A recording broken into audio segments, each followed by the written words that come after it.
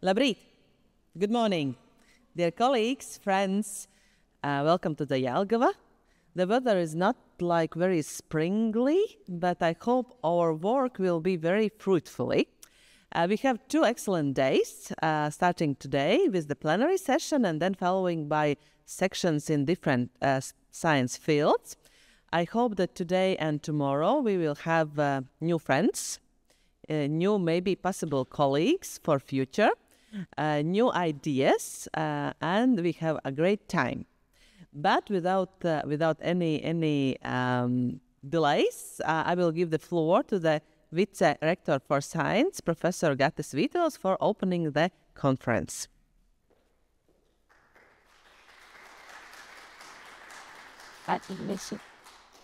So, ladies and gentlemen, it's my pleasure to open this conference.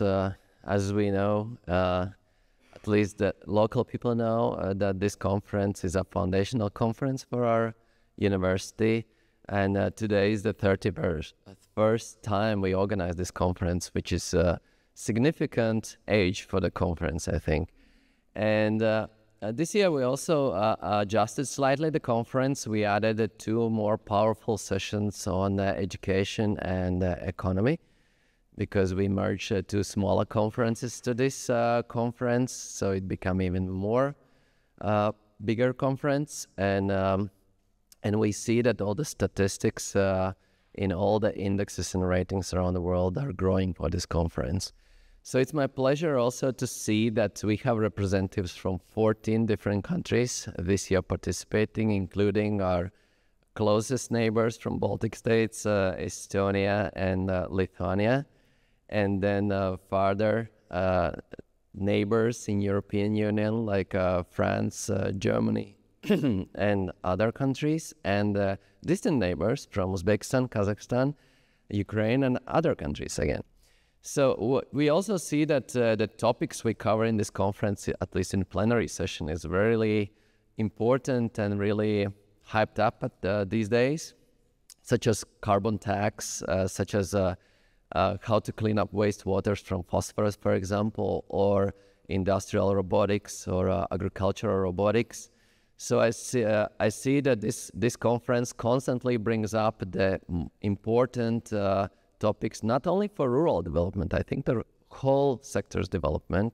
And as we know that our university is a major contributor to all the 3 top export products from Latvia, being forestry, agriculture and food, and IT. So all of these disciplines we represent also during this conference. So I hope you will have fruitful plenary session, and then post-plenary session, fruitful collaboration and talks and presentations during the sessions. And of course, have a nice social activity, which is sometimes the most important part in the conference, as we know, to establish new contacts and collaborations. So hope you have a great time during your visit to our university and participation in this conference, and have a nice day. Thank you. So we will have our presentations, and then after presentation there will be option to ask some questions, and I encourage colleagues to clarify some things you are interested in. And then the first presentation about carbon farming and carbon credits, where I welcome our friends from Vytautas Magnus University Agriculture Academy. Zita, please, the floor is yours.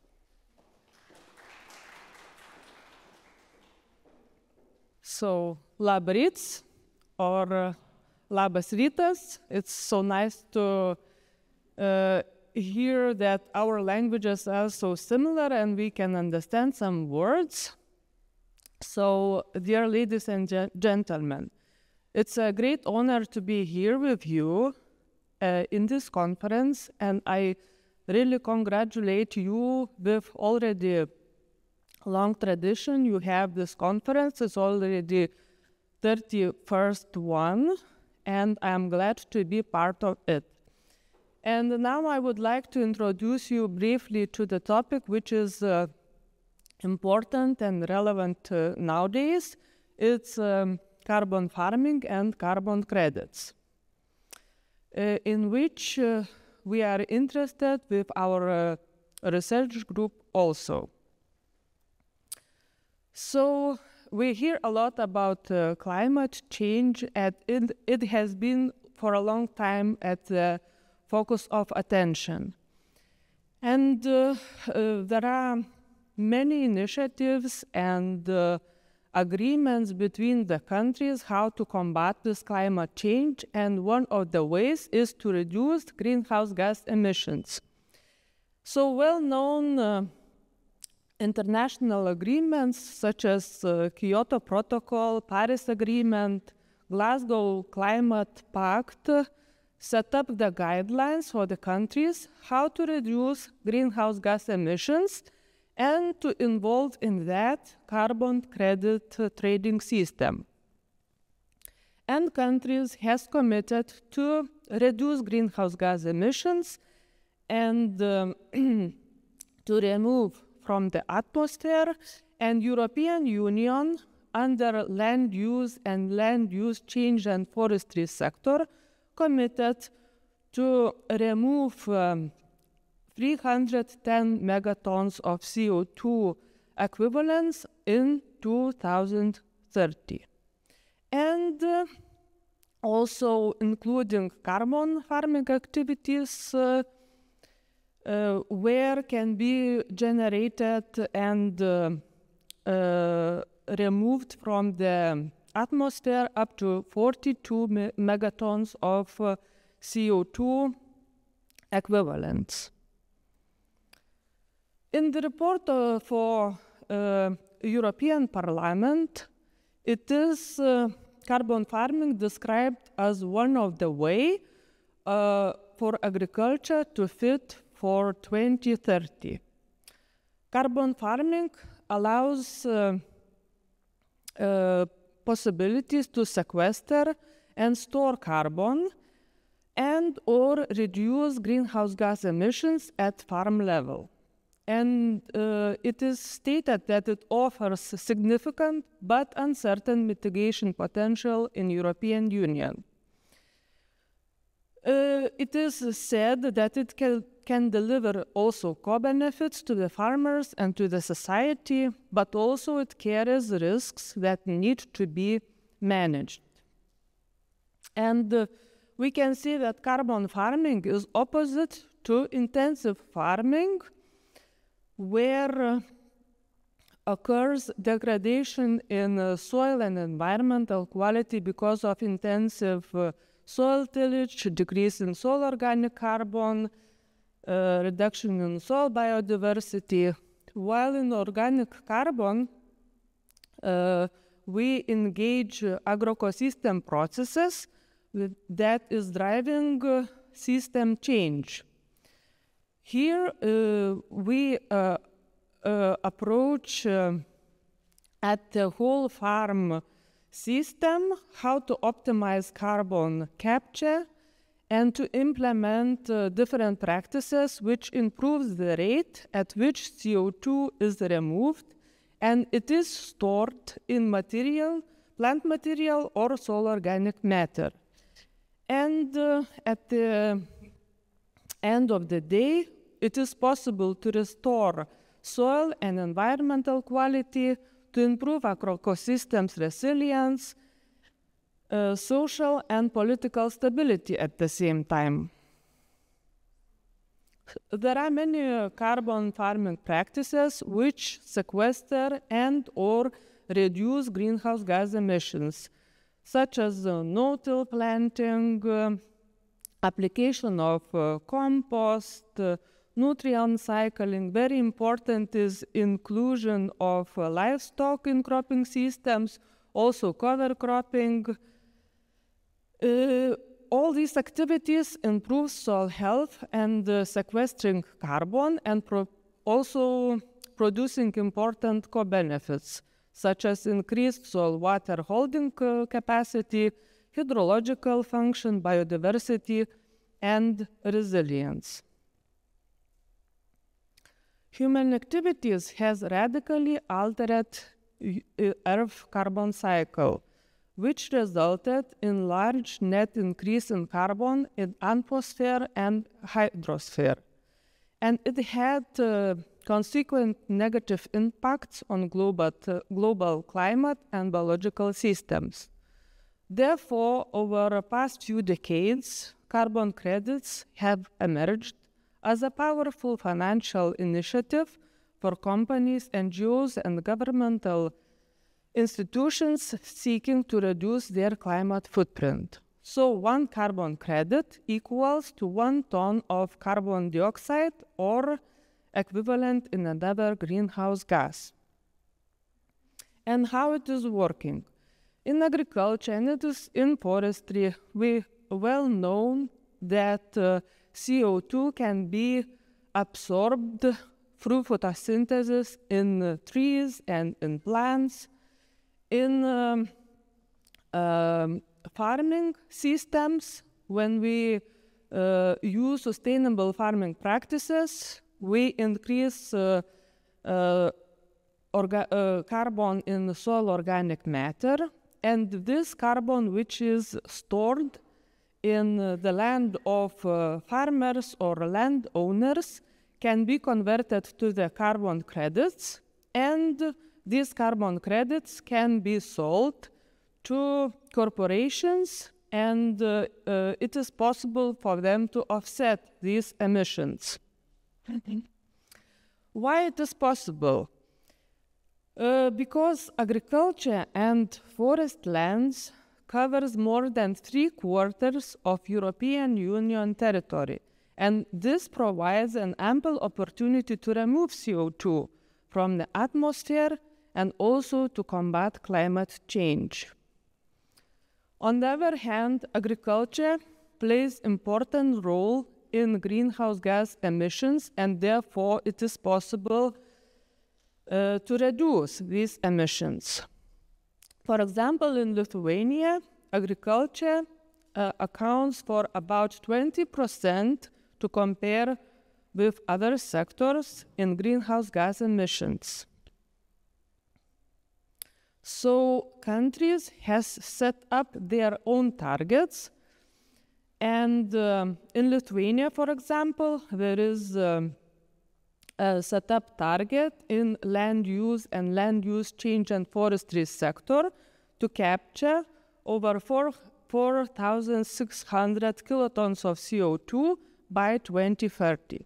We can see that Lithuania is in a good pathway, and if we look to historical and statistical data, we can see that from 2019 to 2020, there was reduction from agricultural sector up to 50%.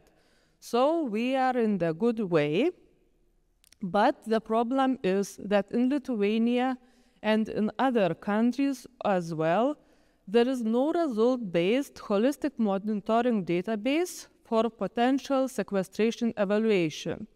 So this is the biggest challenge at the moment. Therefore, a lot of scientists and different institutions are working on this issue, and we are not exception, and carrying out one project related to this topic. It is carried out under the LIFE program. It is called the Green Farm, and supported by European Commission and Ministry of Environment of Republic of Lithuania. In this project is involved different partners from research, from business companies, from national agencies, from forestry, and we work together. And this project is unique because it is happening in parallel with the upcoming European Commission regulations.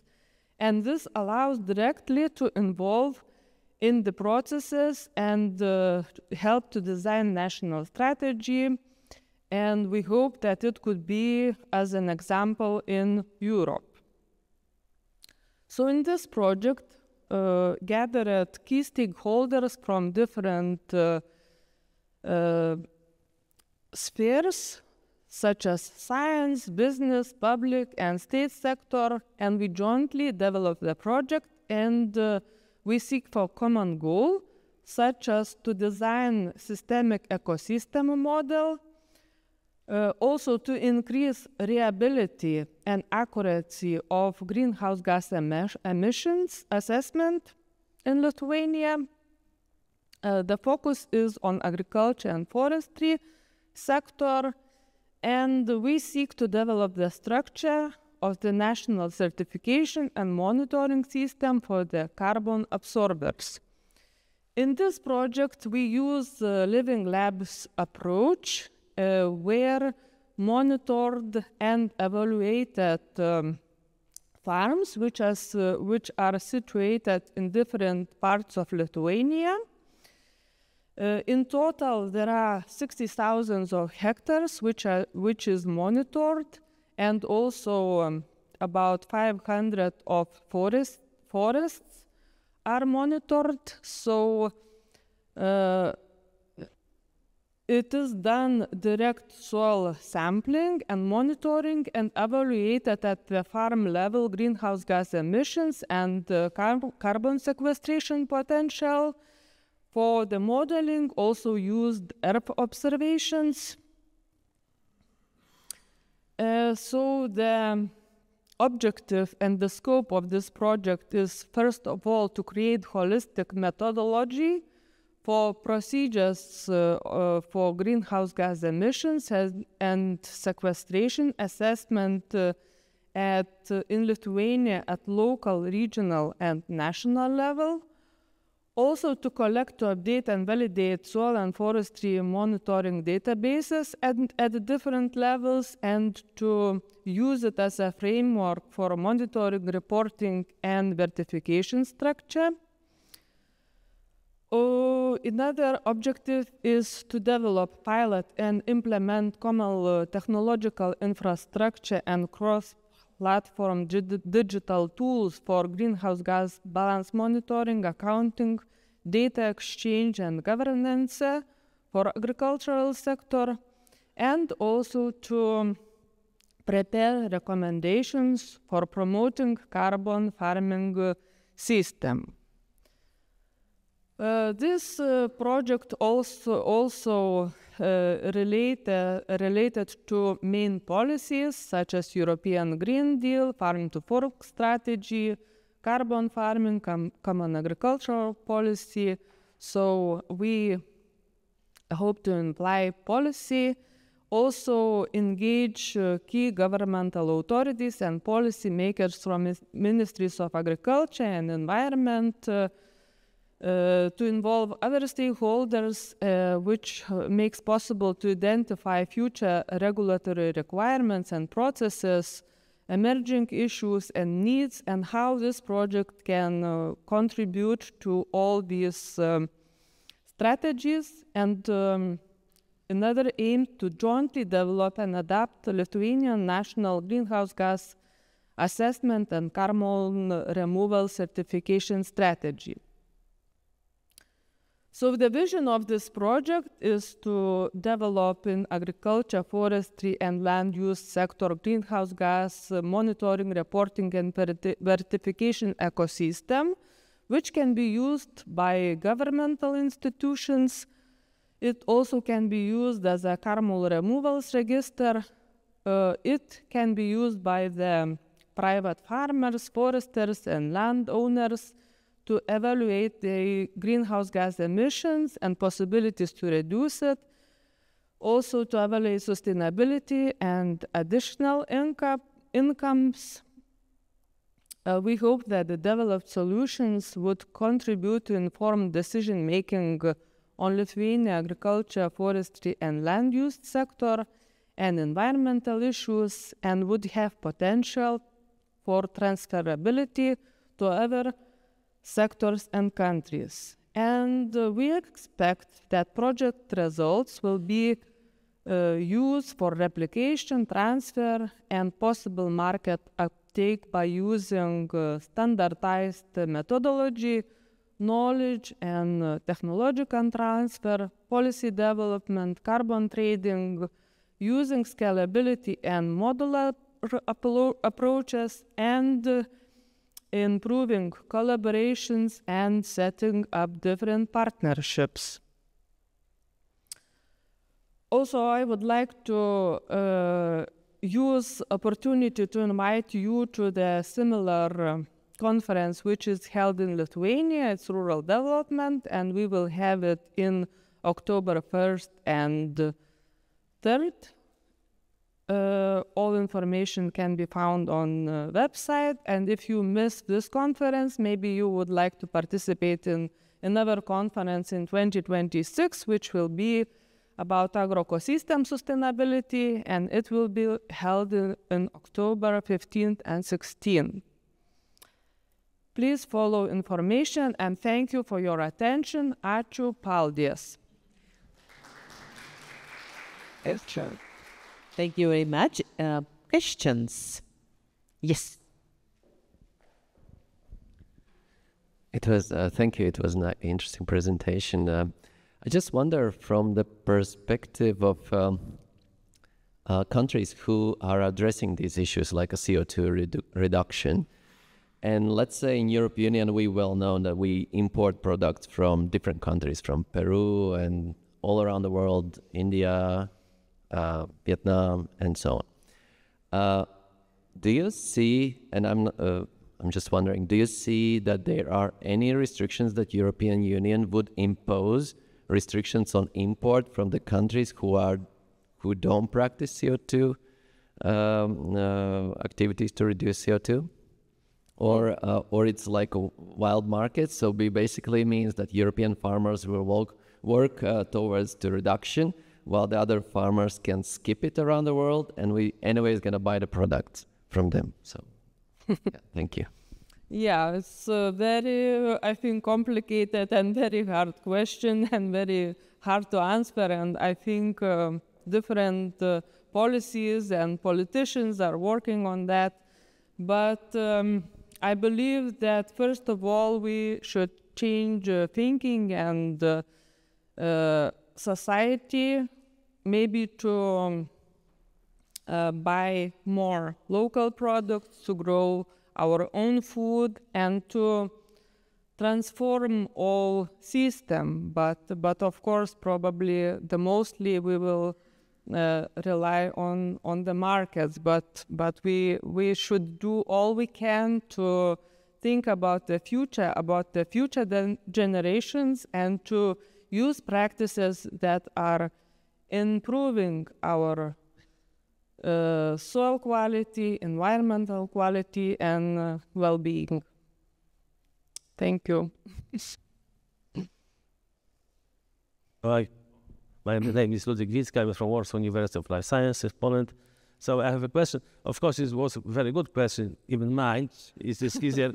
But it's difficult to grow bananas in Lithuania, I see. So we have to import something from Peru or other tropical countries. But I have few questions, but I not ask all because it was not space, enough time space here. So do you think already it is possible to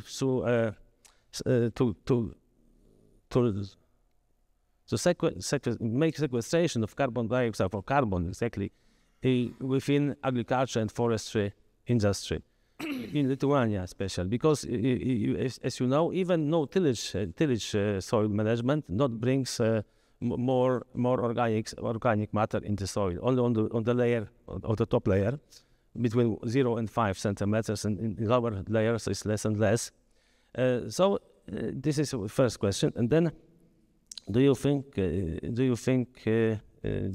how to capture the carbon dioxide in Lithuania? How to capture a lot of them, to plant more forest, less agriculture? I don't know which way it can be. Okay, of course you can plant all forest 100%, but it's impossible.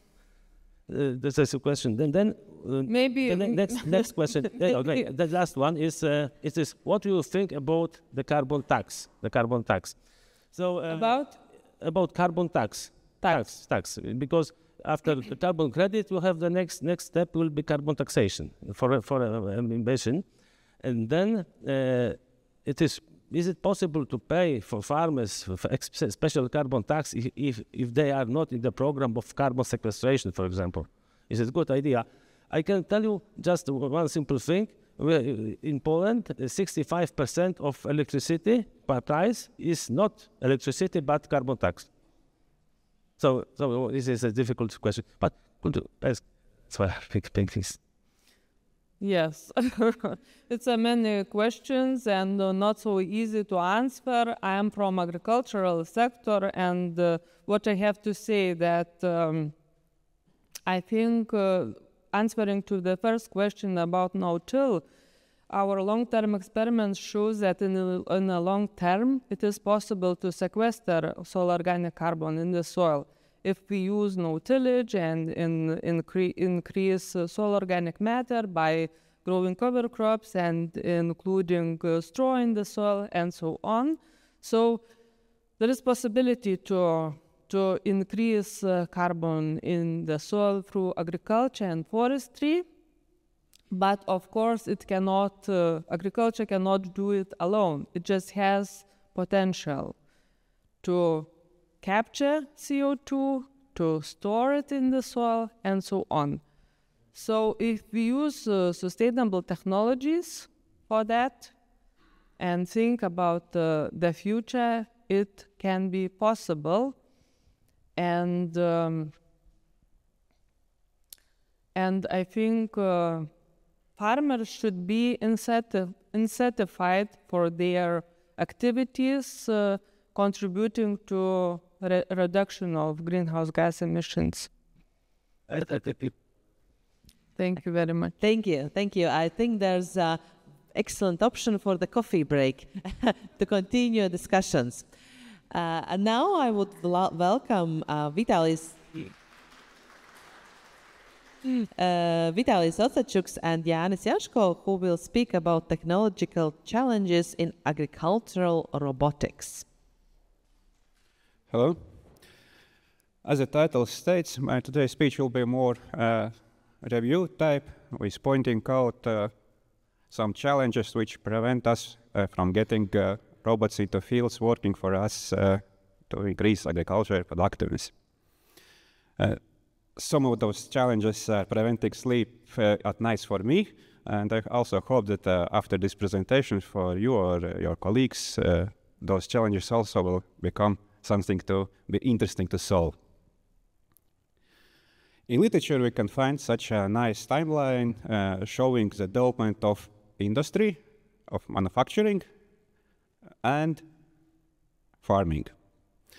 Here we can see that robots in manufacturing are actually used already from previous century, 70s and 80s.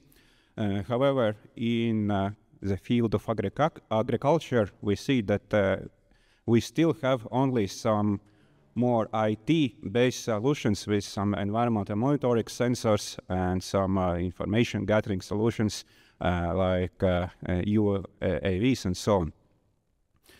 So let's try to understand why it is so.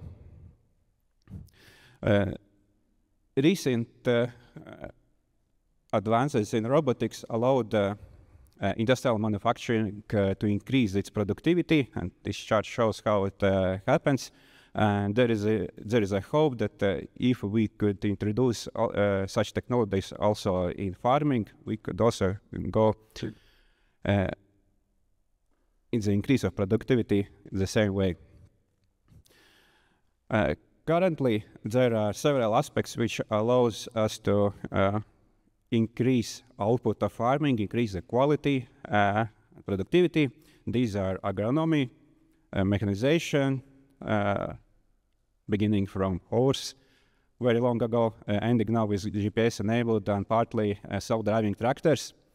Precision farming, of course, including field surveys, data gathering, working with big data, and robotics, which would allow also to not only to monitor information and use it for decision making, but also to work on the field physically.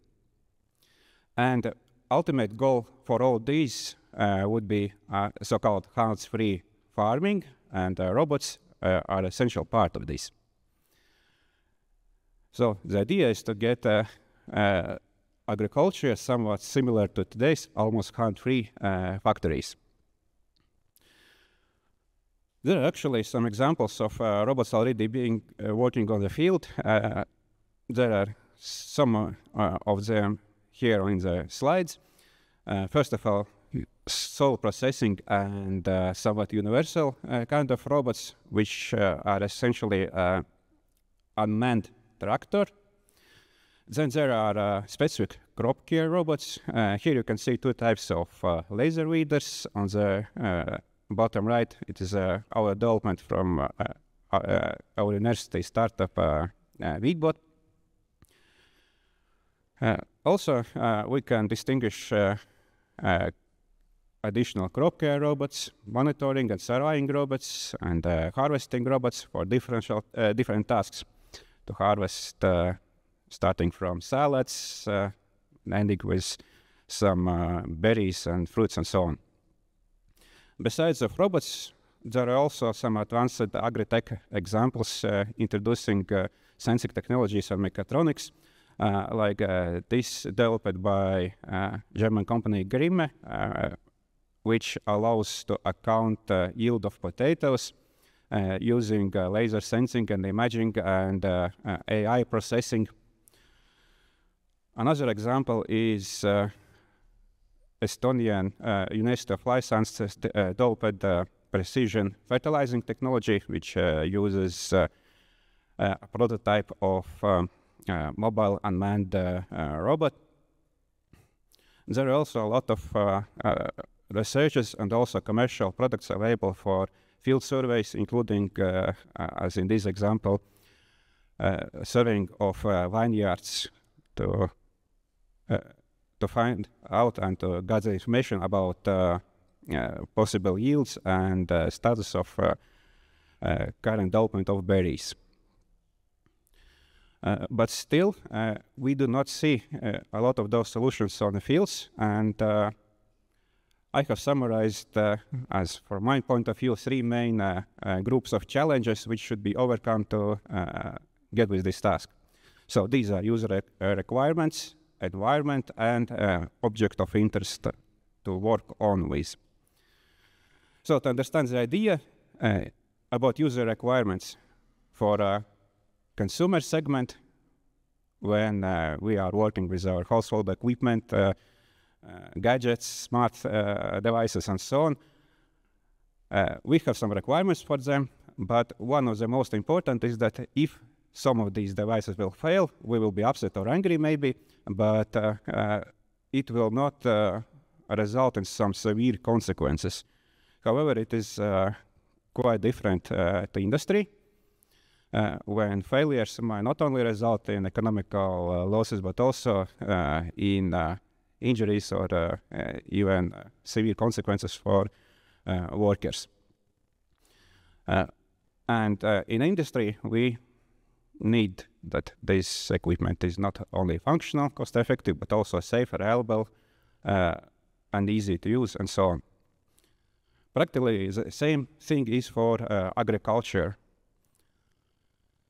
First of all, the equipment should be functional, also cost-effective, so a farmer can afford this and use on its farm. And of course, failures may also lead to severe consequences. If we will fail to work on field when it is necessary, then we can lose yield or portion of yield, and will result in economic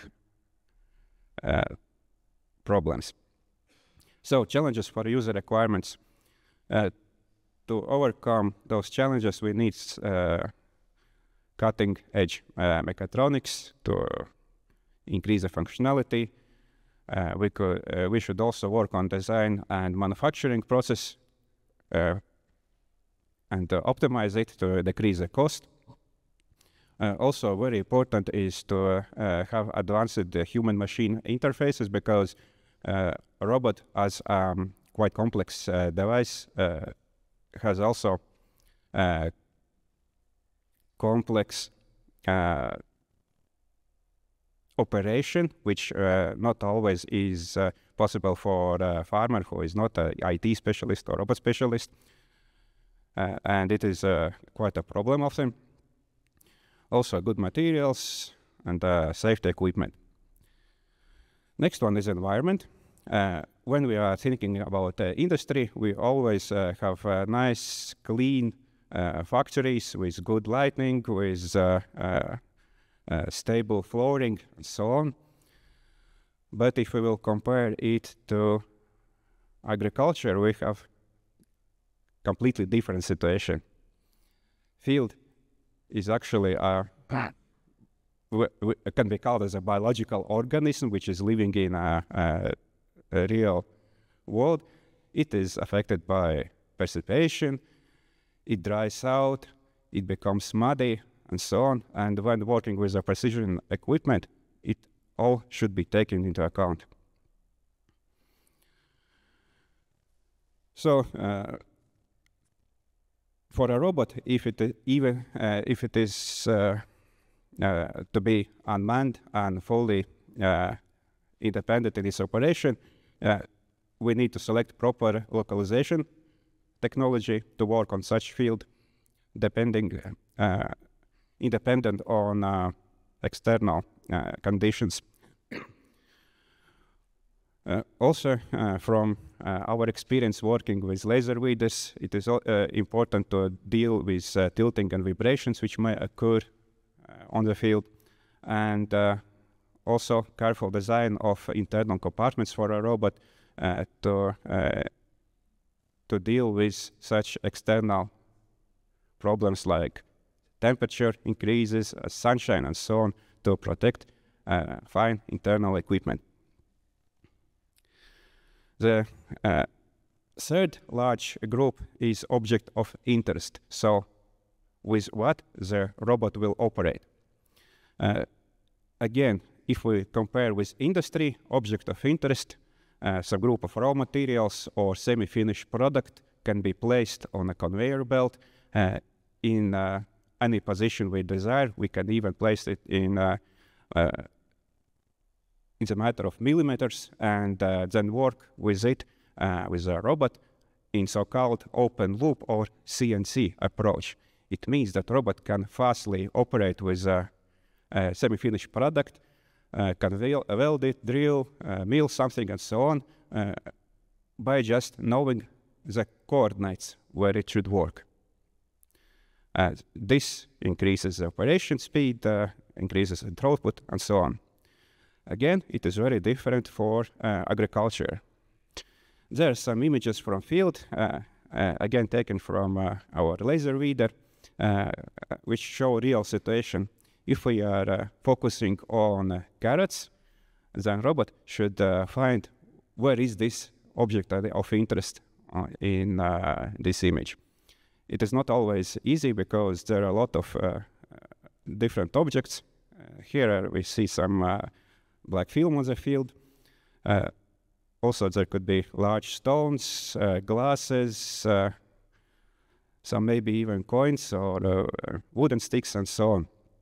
Everything this should be dealt with, and as you can see, these images, also soil can be very different from farm to farm, and also from depending on weather conditions. So in any case, here we cannot use a common industrial approach, open loop. We need always focus on a closed loop type control, or so-called feedback. When robot constantly monitors what is it working with, and this feedback is not so simple as it would be in some cases in industry, when we can just use a position sensors or some limit switches. But here we need to introduce some advanced machine learning algorithms and computer vision algorithms to provide this feedback, so a robot can target weeds and spare crops. So here I have summarized main aspects for object of interest. So robot should always keep track and be aware where its objects of interest are. And it is also important, especially when we need to increase the throughput of the robotized agricultural system, because robot, of course, can easily work on the stop-and-go fashion. When it stops on the field, makes treatment, for example, and goes on to continue, but it will be very slow.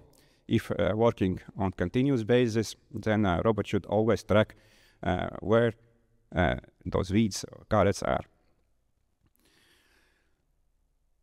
This results in necessity of advanced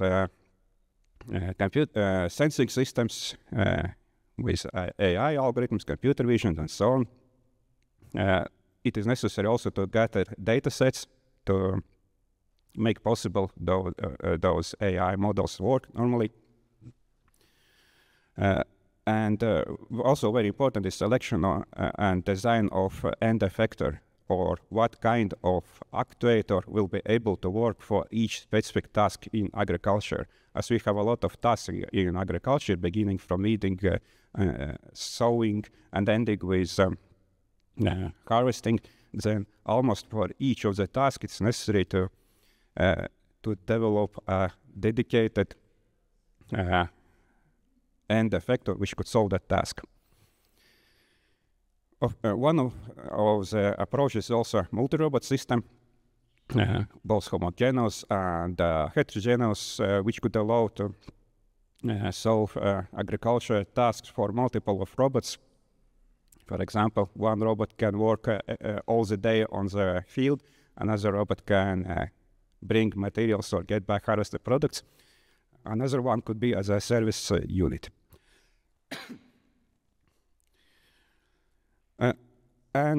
Again, when we are using robots, we have possibility to completely review our existing agronomic approaches, because we then can move from large agriculture machines which are intended to use on monocultural fields to robotized solutions which could care crops in the same way as they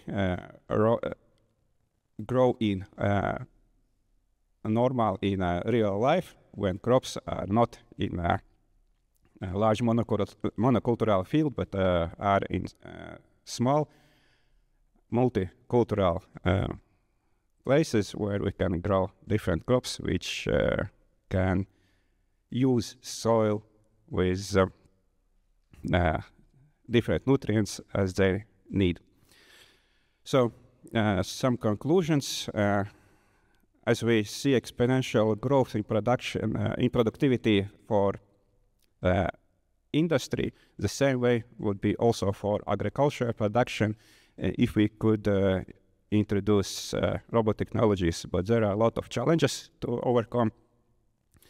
And from my experience, what I wanted to also point out, that one of the challenges that farmer always want a machine that will make job done. If you will go for agriculture, agri-tech startups, I think you will find a lot of them which are working on different kind of information systems with data solutions and learning models for farmers, but there is only a handful of them which are working with physical devices which can work on field. So to conclude, we are only on our first steps for completely hands-free farming, and there is still a lot of things to do. Thanks. Thank you. Questions? I will allow only one question, and rest please in the coffee break. You didn't show your robots, but as far as I know, the most of experiments are, yes. I was just sparing the time. This is also in presentation. Okay. As far as I know, most of your experiments are carried out abroad, and also cooperation partners are from abroad. and what are the main reasons that hinder wider introduction of these technologies and production of these robots here in Latvia? One of the reasons is that kind of farming in Latvia.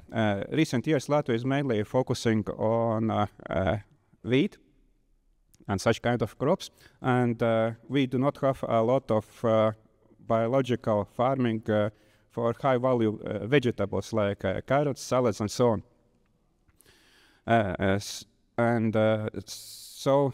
Also, seasonality in Latvia, we have only 3 months, maybe 4 months where we can normally work on field, but development in a startup is an ongoing process, and we are forced to search for fields where we can work also in winter season.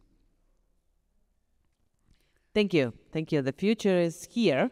The rest of the discussion, please take to the coffee break. And now I will give the floor to the Ruta Ozola Davidane. She will talk about closing the phosphorus loop, recovery from waste water and surface waters for agricultural applications. Thank you. Thank you for the introduction. I am very happy to be here. And yes, so my presentation will be about phosphorus. And I need to say that actually I am working with phosphorus and phosphorus recovery projects more than 7 years. So this topic is quite a topic for me. So, and yes, I will just shortly tell you why even we are talking about phosphorus, and phosphorus is one of the critical raw materials. Then phosphorus has these 2 sides. From one side it is a resource, from another side it is pollutant. And then I will show a few of the projects and results and technologies how we can recover this vital element. But yes, so in the beginning, as already you know, of course, years by years, technologies is developing, and each year we need actually more and more different kind of crucial elements. And maybe some of you already have seen mobile phone like that. Maybe you can raise a hand. Few, yes, few, half. So the old mobile phone, this was in 80s, mobile phone. It contained 28 elements, and actually part of those elements is quite crucial, and nowadays also is critical raw materials. But so nowadays we are using even more advanced mobile phones. This is not the newest one, but the smartphone. And for the smartphones, we need even more elements, and it is 46 elements now. And the number is growing year by year. Because if we compare these 2 mobile phones, of course, in smartphones, we need different kind of elements for touchscreen function, for colors, for very good sound, and so on and so on. And one of the elements is also phosphorus, the yellow one. But yes, so the phosphorus is also quite crucial, and a lot of elements is rare elements. And these rare earth elements, actually, it is not located in EU, and it means we are mainly importing different kind of elements outside EU countries. And a lot of rare earth elements you can also see in the picture. It is in the China. If we talk about phosphorus, a lot of resources actually also is outside EU, in Morocco and also in Kazakhstan. So EU in overall is actually very dependent of phosphorus resources outside EU, and we have the import dependency rate more than 80% for phosphorate rock, and for phosphorus 100%. So that is a very crucial aspect. And actually, that's why also phosphorus is critical raw material, because we need that element in different kind of fields. and in industry, but from another side, in EU, we don't have so much resources. And as we are dependent of other countries outside EU, of course, the price is also fluctuating because of different kind of political situation. In this chart, you can see the latest peak is related to Russia halted the fertilizer import because of the war in Ukraine.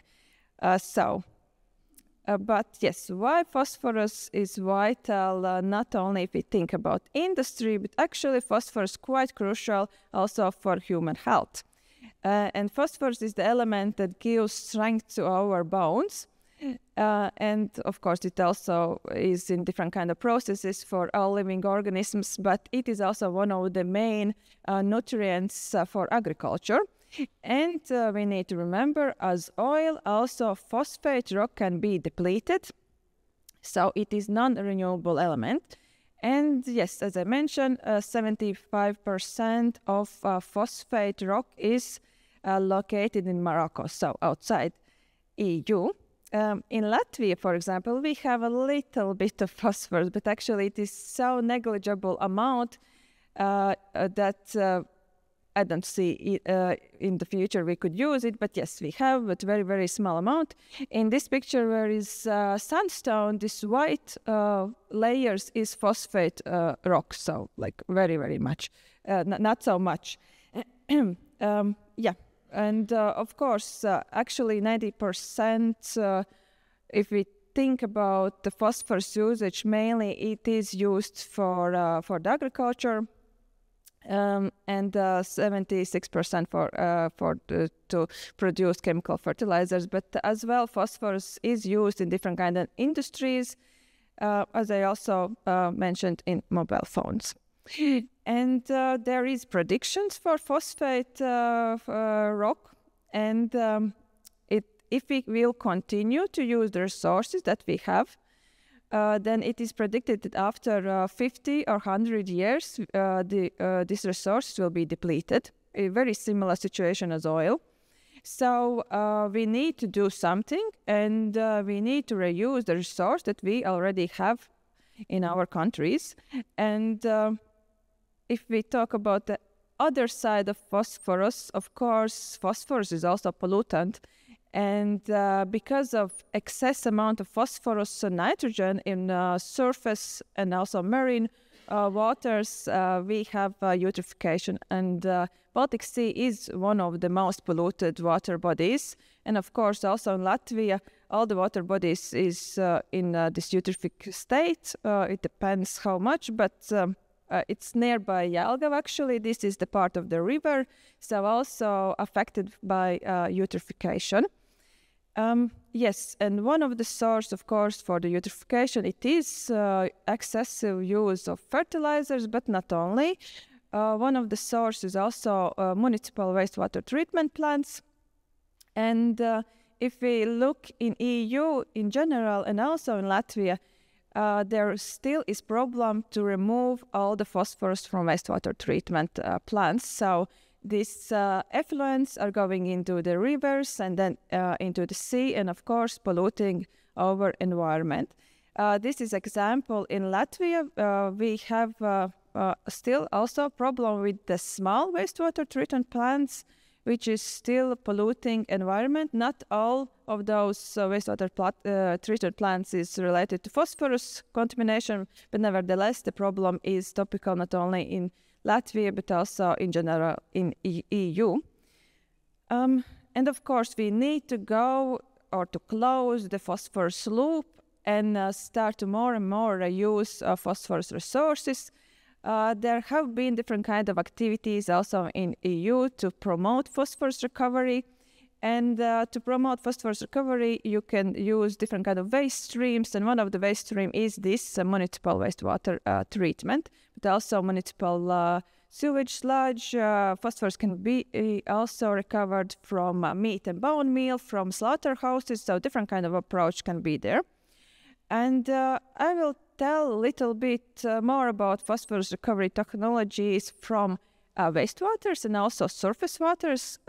Few of the projects I will show you that have already different kind of projects that also is continuing at this moment. So in general, there is a lot of phosphorus recovery and removal technologies. Actually, the biggest part of technology is how the phosphorus is recovered in wastewater treatment plants is by struvite. This is the 2B, and also struvite can be reused as fertilizer or soil amendment. But in this wastewater stage, there is a quite big problem with heavy metal concentrations. The second, especially in Germany, that is used is to burn sewage sludge, and due to high temperature, we can get rid of heavy metals. And also we can use this sewage sludge ash as for agriculture. But the technology that I will be talking, this is actually the last part of wastewater treatment train. It is polishing part before discharge into the water bodies. And this is with the green one, calcium iron oxide materials, and also polonite. So I will little bit talk about those materials. And so the concept actually for projects that I am working is to develop unique materials from natural minerals that can be found in Latvia and also in EU. We develop those materials and then remove, using those materials at the end of the wastewater treatment, excess amount of phosphorus, and then recover it or reuse these materials in agriculture, soil amendment or fertilizer. And there you can see also the process of the testing. This is tests done in lab scale, in jar equipment. With different kind of concentrations of our materials and municipal wastewaters from Riga. And all the results we compare with commercially already available material, which is polonite. And polonite concept is very similar to our project concepts, which is to use natural material, opoka, which is treated with high temperature. This material that you can see the picture up, it's like granular form. They put that material in really big bags, which is around 1 ton. And they also put it at the end of the wastewater treatment stage. And when this material has captured phosphorus, they just take it out and throw it on the fields as soil amendment. So very similar concept, and because of that, we also use this commercial material to compare results with our materials. This is one of the projects where we tested different kind of type of wastewaters. There you can see the first one is brewery wastewater, the second one is municipal wastewater, then is meat production wastewaters, and so on. And we got really good results with our material, which is in orange, containing a lot of calcium and iron. Has even better sorption capacity or capture of phosphorus if we compare with polonite material. So, but this is only in the lab scale, of course. And then we also reuse this material in hydroponic systems. With wheat seedlings, and we got that if we increase concentration of our material, the yield of the wheat also increases, and we got really good results that our material also contains negligible amount of heavy metals, which is safe to use for agriculture, and actually this material has double effect. It has quite a high pH, so it can be used also for acidic soils. So like double effect material. And we have also publication. If you are interested in this research, we already have developed publication, and there you can find all the information about those tests.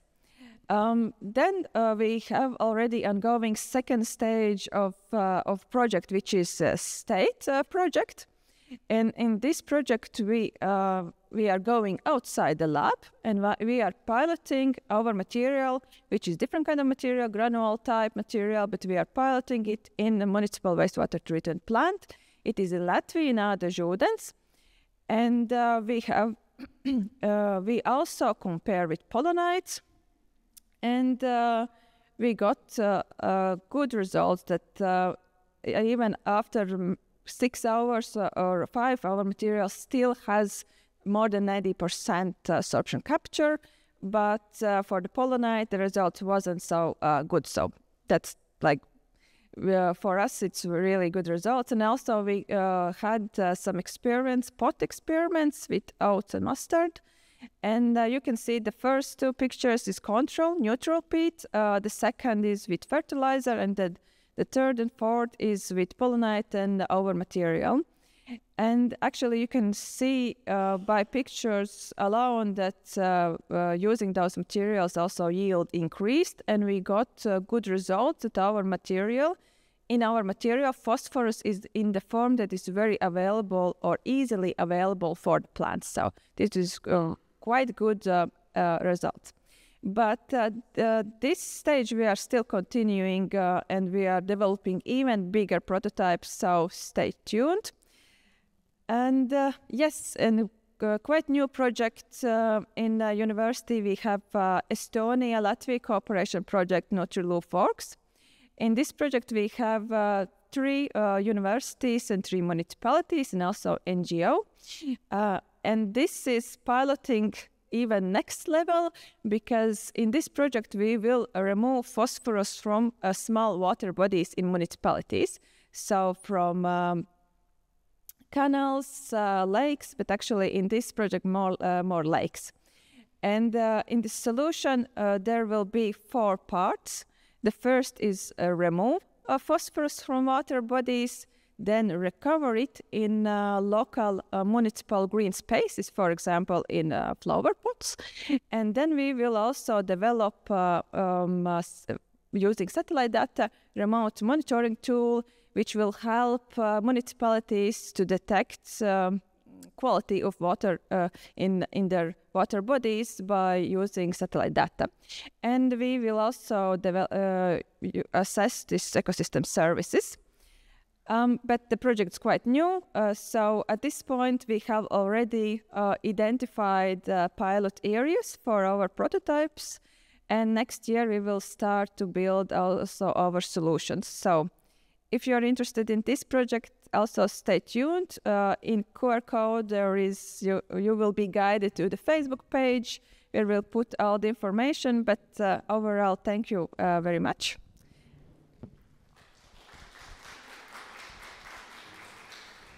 Thank you. Questions? Yes.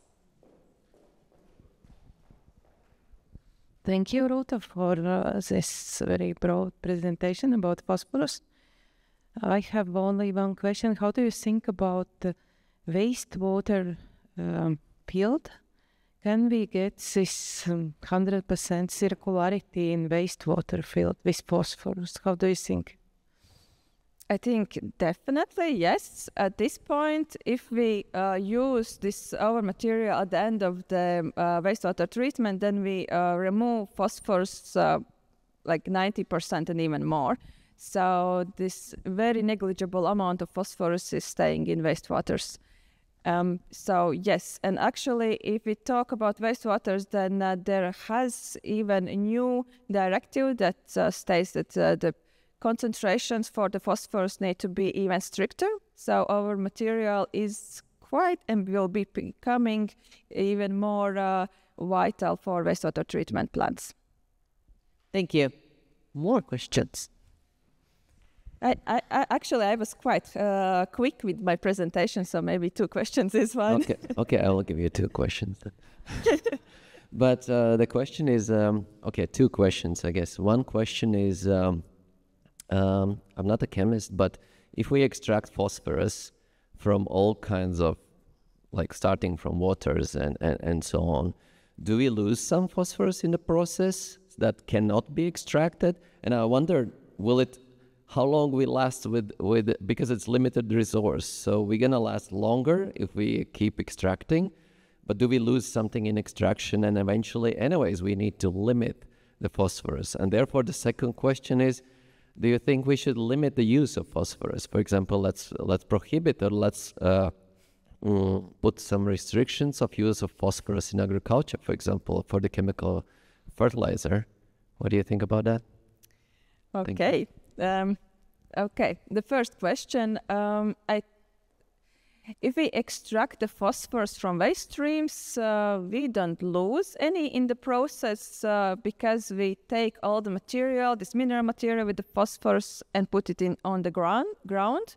So in agriculture, maybe there can be some kind of loss, but I cannot imagine at this moment.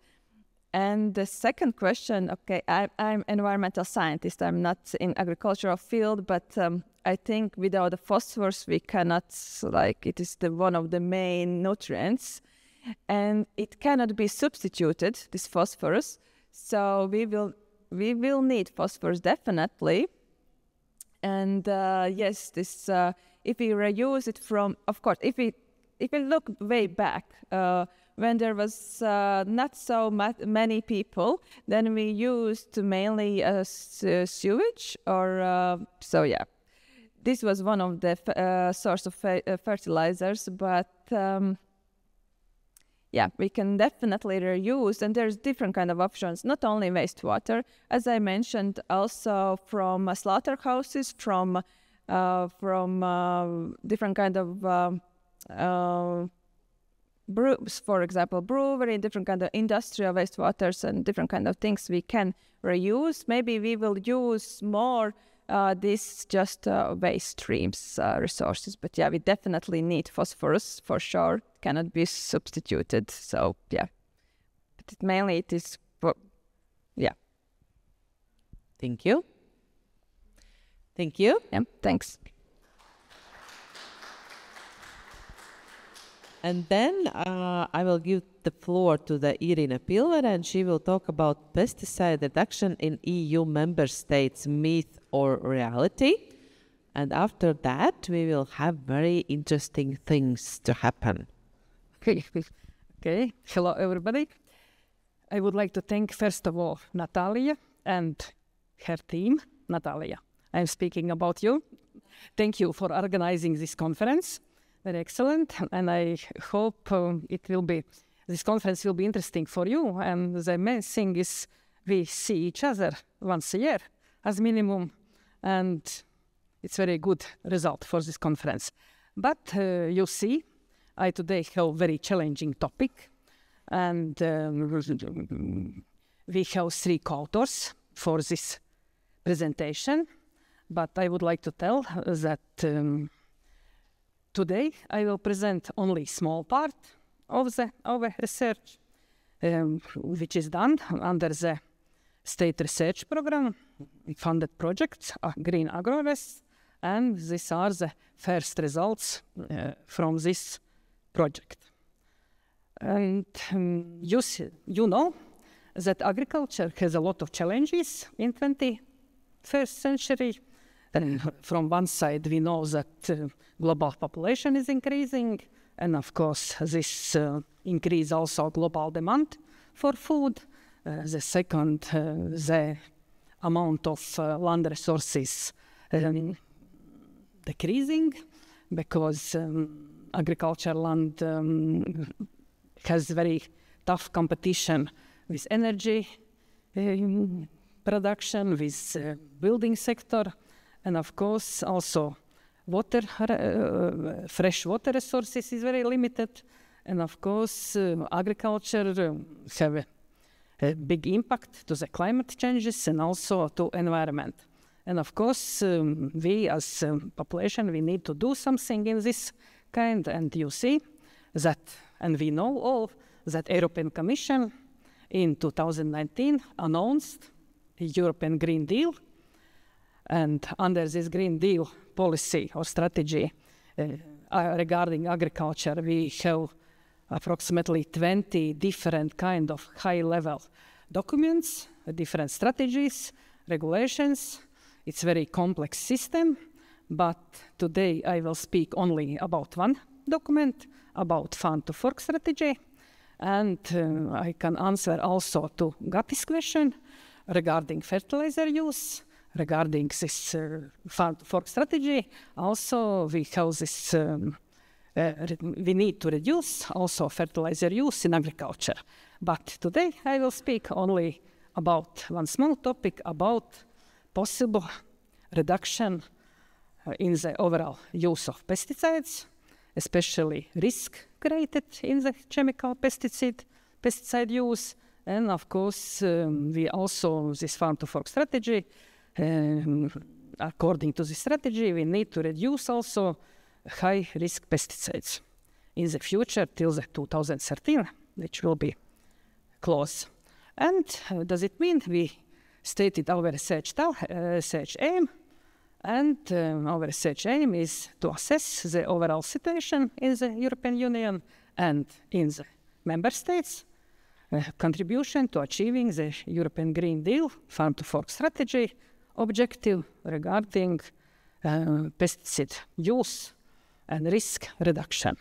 And we have also 2 research tasks and a little bit about research methodology. We used the step-by-step methodology. First of all, we identified the statistical indicators and their availability. We examined all 27 EU member states. And the second step was that after this analyzing these indicators, we classified all member states in the 4 groups. We compare these indicators also with EU 27 average level. And of course, we try to define also for all countries, for each country, the national contribution. And we divided all these member states regarding this contribution in 4 big groups. The first group is a best group. And does it mean in these countries which we put in the first group has the highest results regarding to achievement this farm to fork strategy targets.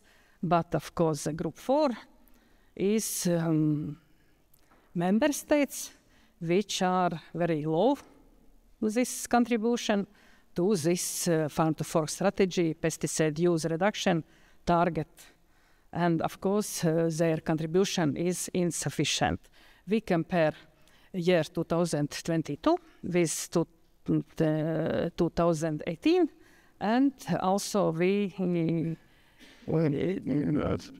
try to evaluate also forecast for the 2013, and I will tell about how we did it. And our research data comes from different sources. First of all, we use Eurostat database, but in Europe we have only one indicator, pesticide sale, not use. In EU, but Eurostat database has this indicator, of course, from member states, use of pesticides per 1 hectare of land area. And from Eurostat database, we also took the 2 new indicators which established European Commission in 2019. First time, this harmonized risk indicator 1 and harmonized risk indicator 2. Does it mean first indicator shows the pesticide sales statistics, and the other indicator shows the number of issue emergency use of authorization for pesticides. But of course, we also evaluate the EU member states' common agriculture policy strategic plans, which has 1 indicator regarding pesticide reduction. This is indicator 24. sustainable and use of pesticides. And this indicator shows the share of utilized agriculture area under supported specific commitments which lead to a sustainable use of pesticides to reduce risks and impact of pesticides. And European Union set the average target level for this indicator 26.6%. And very short about results. First of all, what are the situation regarding pesticide sales in the European Union? I will show 2 slides regarding overall situation in European Union, and you see numbers from 2011 till 2022, which is the last available data in this field. And you see in 2022, sale of pesticides is reducing by 10%, comparing with the previous year. And of course, overall amount of the pesticide sales in Europe was 322,000 tons, which very big amount. And we all know that pesticides also polluted the environment, and of course also it's dangerous for our health. And you can see that 77% from total amount pesticide sales are 2 groups of pesticides, it's fungicides and herbicides. And of course, total amount is necessary to reduce in the future. How about this new introduced 2 indicators, harmonized risk indicators 1 and 2? You see if European Commission states average level for this indicator for years 2011 till 2013 is 100%. You can see that this harmonized risk indicator 1 already in 2022 was reduced by 50%. Does it mean overall situation in European Union already in this indicator we reach the target for 2030? But the opposite situation is regarding this harmonized risk indicator 2, because this indicator increased comparing with this base period. And we see in this figure one more good things which shows that policy of EU goes in right directions, because you see this blue line that low risk active substance pesticide sale increasing a lot. Does it mean this policy documents goes and introduction of these documents rules goes in the right directions? Regarding member states, what are the member states' contribution to achieve this farm to fork strategy goal regarding reducing the use and risk of pesticides? I will show you only one example, group 3, because in this group we classified also our neighbors, Baltic states, Latvia, Lithuania, and Estonia. We are 3 countries which are included in this group 3, together with Sweden, Bulgaria, Denmark, Finland, Poland, and Hungary. And you see this Eurostat indicator regarding use per hectare pesticides, kilograms per hectare. All figures are better than EU 27 average level. Does it mean in this indicator we are very good? But also we see that in Baltic states in 2022 the use per hectare pesticide amount is increasing, But of course, we also have colleagues from Bulgaria and Poland, where this pesticide use per 1 hectare is decreasing, which is very good. But if you are looking regarding this harmonized risk indicator, you can see a little bit different situation, because in this group, this indicator is not so good. And of course, the red color and yellow color shows that the indicator is is on the level of average level of EU, and the green color shows that the indicator is not good, and countries has to improve their own agriculture practice. And if we are speaking about other groups regarding these 2 indicators, we can see that in the first group, what I not show you, the calculation showed that 6 EU countries already reached this target regarding these 2 indicators. These 6 EU countries are Romania, Slovakia, Greece, Croatia, Luxembourg, and Czech Republic. And regarding these 2 indicators, they already reached EU targets, which is set by Farm to Fork strategy. And the bad situation is in the group 4, where according to our calculation is 7 member states regarding these 2 indicators: Portugal, Slovenia, Cyprus, Malta, France, Denmark, and Austria. And of course, in these 2 indicators, they show very bad situation, and of course insufficient contribution to reach this target. And if we are looking on this common agriculture policy strategic plans indicator 24 set by member states, again I will show only 1 group as example, and the harmonized risk indicator, you see the changes a little bit in the member states, because here you can see in the group 3 we have only 2 Baltic states, Latvia and Estonia, because Lithuania we pushed in the 4 group, insufficient contribution. But you can see if regarding this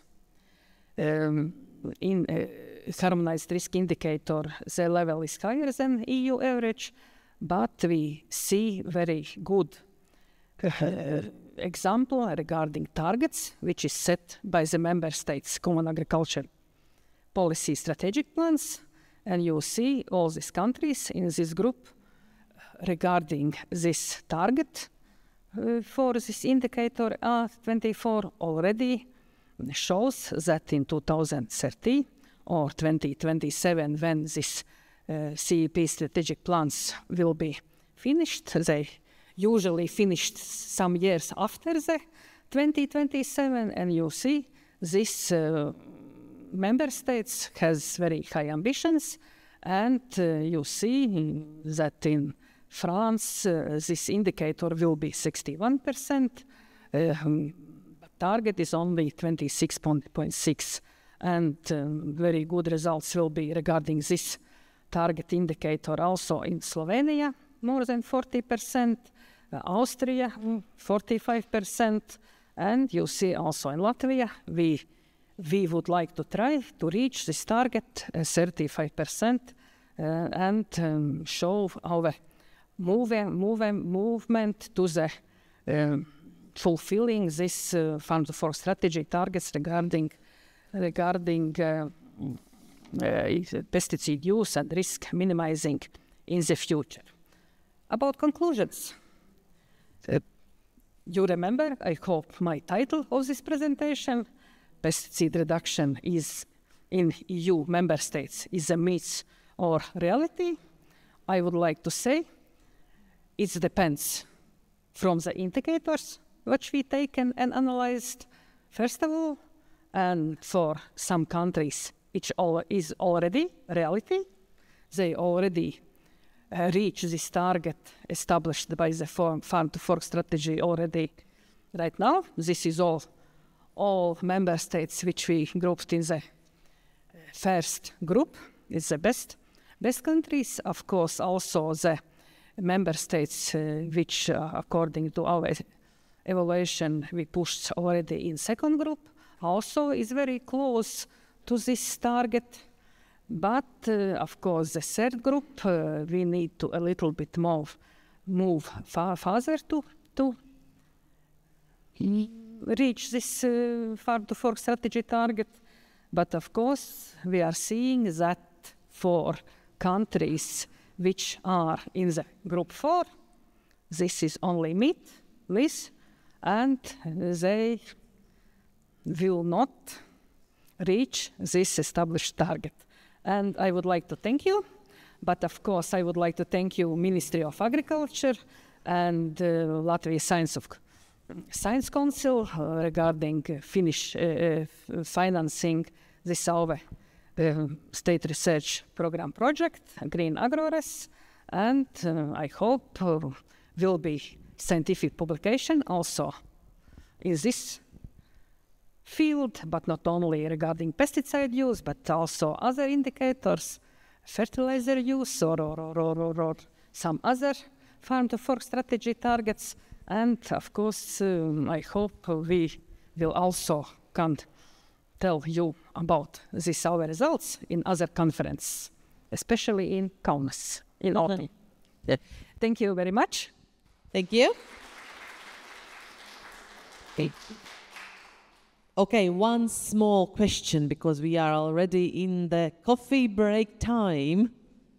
Thank you for a great presentation, Professor. And my question would be, what would be your advice for farmers to keep the balance, to reduce pesticides, but still keep production high? I think we need to elaborate, evaluate, analyze situation which we have in the countries which already reach this target, Czech Republic, Greece, Luxembourg and Slovakia. And after we can give the proposals to our farmers, and of course, especially for new European member states as Baltic states and all countries which were introduced in the EU after 2004. For us, it's very important to increase productivity, but of course, without fertilizers, phosphorus, and others, it's not possible. Without pesticides also, we cannot produce good products. And of course, we need to balance the usage of the pesticides and fertilizers.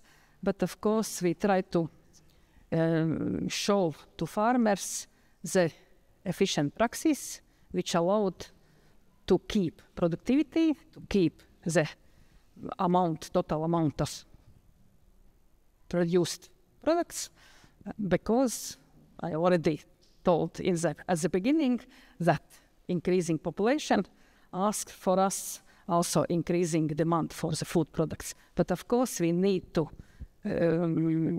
produce food from farm to fork in a sustainable way and more efficient way. Thank you. Thank you.